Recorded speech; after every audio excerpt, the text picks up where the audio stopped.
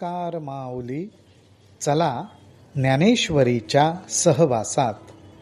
ज्ञानेश्वरी अध्याय 11 मधील ओवी 89 ते ओवी 99च्या सहवासामध्ये आपण जाऊया. अर्जुनाने भगवंताला सांगितलं, हे भगवंता, तुझं संपूर्ण विश्वरूप माझ्या दृष्टीला दिसावं अशी मी अंतःकरणात खूप तीव्र इच्छा बाळगली. ही आपली इच्छा भगवंतासमोर अर्जुनाने प्रगट केली.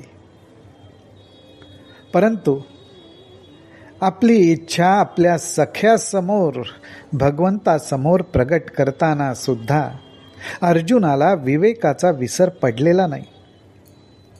त्याची नम्रता त्याच्या संवादातनं डोकावते. तो जागरूक आहे. अर्जुन भगवंताला म्हणतो, परी आणिक एक एथ शारंगी, तुझ विश्वरूपा ते देखावया लागी, योग्यता माझ्या अंगी असे की नाही. आपल्याला भगवंताचं विश्वरूप बघण्यासाठी लागणारी जी योग्यता आहे ती माझ्या ठिकाणी आहे का नाही, ही अजून एक गोष्ट शारंगी म्हणजे भगवंता मला जाणून घ्यायची आहे. माझ्या ठिकाणी ती योग्यता आहे का नाही. हे आपले आपण मी नेणे, ते का नेणसी जरी देव म्हणे, तरी सरोगू काय जाणे निदान रोगाचे. भगवंता, माझी योग्यता आहे का नाही हे माझंच मला ओळखलं पाहिजे. असं जर का तू मनात म्हणत असशील तर मला तुला असं विचारावंसं वाटतं की ज्याला आजार झालेला आहे त्याला आपल्या आजाराचं निदान म्हणजे औषधोपचार काय केला पाहिजे हे तो आजारी माणूस जाणतो का रे. आणि जी आरतीचेनी पडी भरे, आरतू आपुली ठाकी पै विसरे, तानेला म्हणे न पुरे समुद्र मज. या सर्व शब्दांमधून अर्जुन आपल्या अंतःकरणातला भाव प्रगट करतोय. तो म्हणतोय की अत्यंत तहान ज्याला लागलेली आहे त्या क्षणी त्या माणसाला असं वाटतं की अरे, समुद्रातलं पाणी सुद्धा मला पुरणार नाही एवढा तो तहानेने व्याकुळ झालेला असतो. त्याचप्रमाणे अर्जुन म्हणतो, आणि जी आरतीचेनी पडी भरे, त्याचप्रमाणे माझ्या अंतःकरणात जी तीव्र आर्तता तीव्र इच्छा प्रगट झालीये त्यामुळेच मला मी योग्य आहे का नाही याचं विस्मरण झालंय.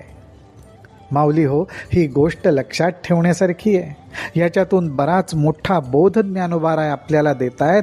तो म्हणजे एखादी इच्छा आपल्या अंतःकरणात प्रगट होते, ती इच्छा तीव्र इच्छेचं रूप धारण करते, पण आपल्याला त्या ठिकाणी विसर पडून चालणार नाही की माझ्या अंतःकरणात तीव्र इच्छा उमटली, पण मी त्यासाठी योग्य आहे का, मी तयार आहे का, हा बोध आपल्याला या ठिकाणी मिळतो.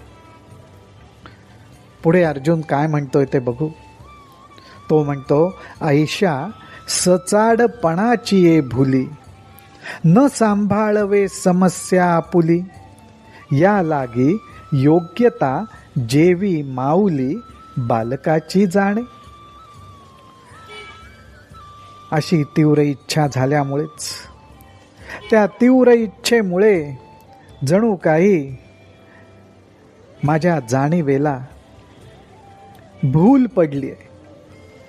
माझ्याकडून मी योग्य आहे का नाही हा विचार केला जात नाहीये. परंतु ज्याप्रमाणे एका आईलाच आपल्या बालकासाठी काय योग्य आहे आणि काय नाही हे समजतं, त्याप्रमाणे भगवंता, मला खात्री आहे की तू जाणतोस माझ्यासाठी काय योग्य आहे काय नाही. माझी योग्यता आहे का नाही हे तूच जाणतोस. तया परी श्री जनार्दना, विचारी जो माझी संभावना. मग विश्वरूप दर्शना उपक्रम कीजे. त्याचप्रमाणे हे जनार्दना तूच ओळखून घे. माझ्या योग्यतेबद्दलचा निर्णय तूच कर आणि मग विश्वरूप दर्शन दाखवायला प्रारंभ कर. तरी ऐसी ते कृपा करा, तरी ऐसी ते कृपा करा. एरवी नव्हे हे म्हणा अवधारा. वाया पंचमा आलापे बधिरा, सुख केऊ ते देणे. अर्जुन अत्यंत प्रांजळपणे प्रामाणिकपणे आपली भूमिका भगवंतासमोर प्रगट करतोय. तो म्हणतो, माझी जर योग्यता असेल तर हे जनार्दना माझ्यावर कृपा कर, आणि जर का माझी योग्यता नसेल तर तसं मला तू सांगितलंस तरी हरकत नाही. एरवी नव्हे हे म्हणा अवधारा.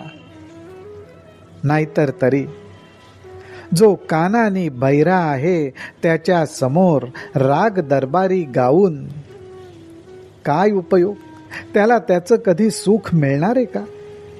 एरवी एकल्या बापियाचिया तृषे, एरवी एकल्या बापियाचिया तृषे. मेघ जगापुरते काय न वर्षे. परी जाहाली ही वृष्टी उपखे, जरी खडकी होय. अर्जुन भगवंताला म्हणतोय की एक चातक पक्षी असतो. त्या एका चातक पक्ष्यासाठी तो मेघ संपूर्ण पृथ्वीवर पावसाचा वर्षाव नाही का करत. पण तरी सुद्धा ते पावसाचं पाणी जर खडकावर पडलं तर मात्र व्यर्थच जातं. अर्जुनाला एवढंच म्हणायचंय की भगवंता, मी जर चातक पक्ष्यासारखा तुला वाटत असेल तर जरूर वर्षाव कर, नाहीतर मी खडक असेन तर तू केलेला वर्षाव वाया जाईल. चकोरा चंद्रामृत फावले, चकोरा चंद्रामृत फावले. येरा आण वाहुनी काय वारिले. परी डोळ्याविण पाहले वाया जाय. चंद्रकिरण, त्या चंद्रकिरणांमधनं जे अमृतकण मिळतात ते फक्त चकोरांना चाखता येतात, कारण त्यांच्याकडे तशी दृष्टी आहे. पण त्या चंद्रामृताचा आस्वाद इतरांनी घेऊ नये असं काही आहे का.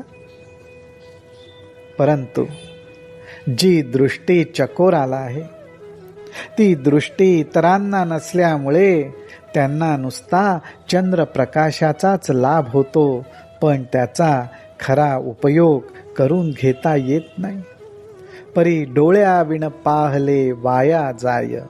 इथे डोळ्याविण म्हणजे चकोर पक्षाचे जे डोळे आहेत ती दृष्टी आपल्यापाशी नाही. त्या दृष्टीतून जर पाहिलं तर आपल्याला अमृत कणांचा आस्वाद घेता येईल.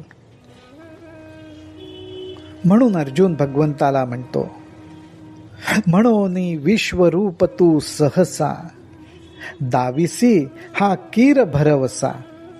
का जे कडाडा आणि गहिसा, माझी नीच नवा तूके. अर्जुनाला खात्री आहे. तो म्हणतो, भगवंता, मी तुला ही प्रार्थना केली की मला विश्वरूप पाहायचंय. हे मी म्हटल्यानंतर तुम्हाला विश्वरूप दाखवशील ह्याच्यावर माझा पूर्ण विश्वास आहे. कारण भक्तांसाठी अत्यंत उतावीळपणे आणि काही वेळा विचार न करता तू नेहमीच त्यांना ते देतोस. ही तर तुझी ख्याती आहे. काजे कडाडा आणि गहिसान माझी नीच नवा तुकी. तुझे औदार्य जाणो स्वतंत्र, देता न म्हणसी पात्रा पात्र. पै कैवल्या ऐसे पवित्र, की वैरियाही दिधले. भगवंता, तुला मी बरोबर ओळखतो. तुझ्या औदार्याबद्दल काय बोलावं. मी जाणतो की तू समोरच्याला देताना त्याच्या पात्र अपात्रतेचा जरा सुद्धा विचार करत नाहीस, कारण तू तुझ्या शत्रूला सुद्धा मोक्ष दिलेला आहेस.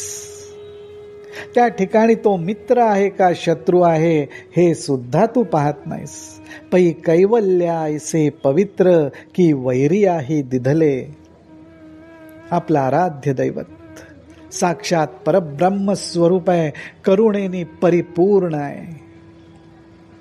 आपण त्याच्या नामामृताची गोडी चाखत राहावं, तो वर्षाव करत राहतो. मोक्षू दुराध्यू, अर्जुन आता म्हणतोय, मोक्षू दुराराध्यू कीर होय, परी तोही आराधी तुझे पाय. म्हणोनी धाडिसी तेथ जाय, पायिकू जैसा. मोक्षाबद्दल अर्जुन सांगतोय. तो म्हणतोय मोक्ष मिळणं काही सोपी गोष्ट नाही,